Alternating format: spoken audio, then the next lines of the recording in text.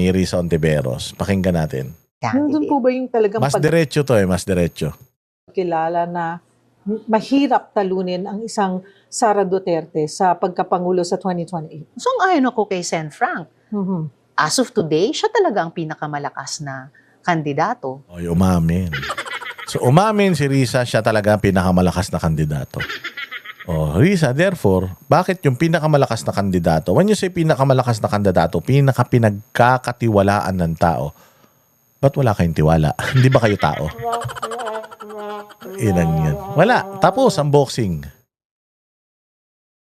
So, kung pipili kami ng kandidato sa hanay namin at mag-unite kami sa kanya, kailangan maging kasing lakas nung kandidatong iyon at kalaunan maging mas malakas sa kandidatong iyon. Maging mas malakas. Baka malakas ang putok. Kasing lakas nung kandidato which is Inday Sara or mas malakas pa dun. Sino yun? Baka mas malakas ang tama. Kung mas malakas ang tama, kayo yun. Panalo na kayo. Kung mas malakas ang amat, si Bongbong, panalo na yan. Angat na angat. O, paano nyo aangatan? Si Inday Sara. Si Inday Sara may mga napatunayan na sa Davao. Kayo wala pa. Wala nga yung mga plataforma Puros mga lip service na yung mga plataforma nyo. Puro kayo kahol. Wala namang kayong kagat. Kung ngayon ang eleksyon, VP Sara for President, and since wala pa kayong candidate, opposition na lang. Kung sino man yung bakit mas dapat kayo ang piliin over her? Ano ang meron inilalatag ngayon ng opposition, maipapangako ng opposition sa sambayanang Pilipino? I think yung maipapangako ng isang united opposition candidate is something new, something better. Paano nga something new? Paano something better? Dalawa lang yan. Marcos, Aquino. Dalawa lang yan. Si Marcos, worse than Aquino. Kung Aquino na naman yung pipiliin natin or Leni Robredo or Risa Ontiveros, that's even worse than Bongbong Marcos kasi wala mga experience din pare-parehas yan. O so paano magiging better? Wala kayong may pagmamalaking mga bagay na nagawa ninyo during your term na kasing significant ng mga nagawa ng mga Duterte. Wala. Saan mo kukunin yung resulta ng pinagsasasabi mo na yan, Risa? So, hindi pag-uulit sa isang nakaraan na nasubukan na natin, kundi something different and better. Different and better? Ikaw na ang nagsabi na if the election will be held tomorrow, malakas si Inday Sara dahil pinagkakatiwalaan ng tao. Kung meron pang mas better sa kanya, dapat yun ang number one contender. Si Inday na nga yun . Si Inday yung mananalo kung bukas. So, ibig sabihin, walang mas better sa kanya. Siya yung betterest. Siya yung betterer, ma'am. Siya yung pinakamalakas. So, paano ma-materialize ng better? At saka sinasabi mo na, ayaw na natin noong naranasan na natin. Tanga. The reason why Inday Sara is leading ngayon because yung naranasan namin nung panahon ni Pangulong Duterte, gusto namin yun. Iko-compare mo sa lahat ng administrasyon, previously and current, walang sinabi doon sa 6 na taon na yun ni Pangulong Duterte. Paano mo sasabihin na gusto nyo nun? Meron na kayong chances para lagpasan yung mga nagawa ni Pangulong Duterte. Nilay niya na yung blueprint .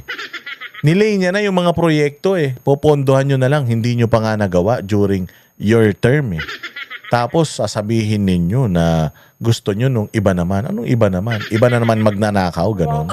Kasi dapat naman siguro sa pagsulong sa kinabukasan, oo, maging bukas tayo, panatilihin ang mga mabubuti mula sa nakaraan. Pero iwan din natin yung mga lumang bagay na nasubukan na natin na we want something better. At yun, ano yun? Paano mo gagawin yun? Wala. May make-upan mo lang. Wala nga nagawa sa Senado . Nagsasasabi mo, Mismong mga dilawan ayaw sa'yo. Si Guanzon nga ayaw sa'yo, dilawan yan eh. Oh, marami nga na mga dilawan. Galit kay Bongbong. Ngayon, kaalyado na ni Bongbong. Hindi nga kayo solid eh. Kaya nga nagtatalo-talo kayo, kanya-kanya kayong mga pasikat, nagpazuzumba ka eh dahil ultimong dilawan, hindi mo makuha yung 100% ng populasyon nyo eh. Better ka dyan. Yun yung ika-craft ng opposition. Ano yung something new, something different, something much better than we have experienced in the past. Yung may tunay na compassion, malasakit. Importante Sa bansa. yung pagmamalasakit sa bawat kababayan. Isama natin yung strength na binanggit mo kanina kasi kailangan malalakas tayong lahat at malalakas yung mga leader natin para bakahin ng napakaraming Malakas magnakaw. bigat na hamon. Kailangan magpoprotekta kasi Poprotekta saan? Magpoprotekta sa magnanakaw, sa adik. Magpoprotekta sa mga pusher, ganun ba? Mga smuggler, magpoprotekta sa mga contractor, sa mga engineer na mga kawatan. Ganun ba? Ganun ba? deserve naman ng ating mga kababayan to feel secure, to feel safe. And ayun, Secure? Ang ina, maglakad ka dyan. Tingnan mo ngayon, ang dami ko napapanood sa Facebook ng mga binabaril, hinahablutan, riding in tandem, road rage, safe and secured. Hindi yan nangyari nung panahon ni Pangulong Duterte. Yes, maraming namatay nung panahon ni Pangulong Duterte, pero kampanya pa lang sinabi niya na yon. It will be bloody. Patatabain ko lahat ng mga janitor fish dyan sa Manila Bay. Mauubusan lahat ng kriminal. Ginawa niya yung pangako niya. Yun ang ipinangako niya nung kampanya na uubusin niya ang lahat ng magnanakaw, corrupt at saka ng mga addict. He delivered on his promise.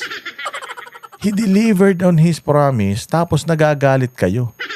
Eh kung ayaw pala ng tao na maubos yung mga addict, yun ang kanyang plataforma, bakit siya binoto ng tao?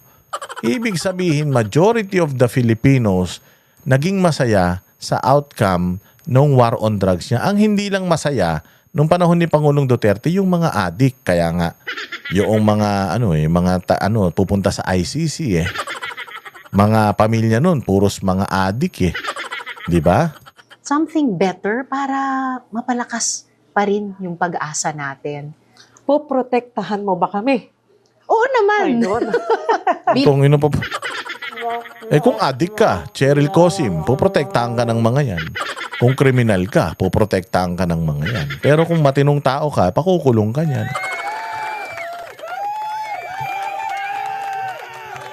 Oh, di ba? Oh, di Kami ang boses ng masa, hindi natatakot.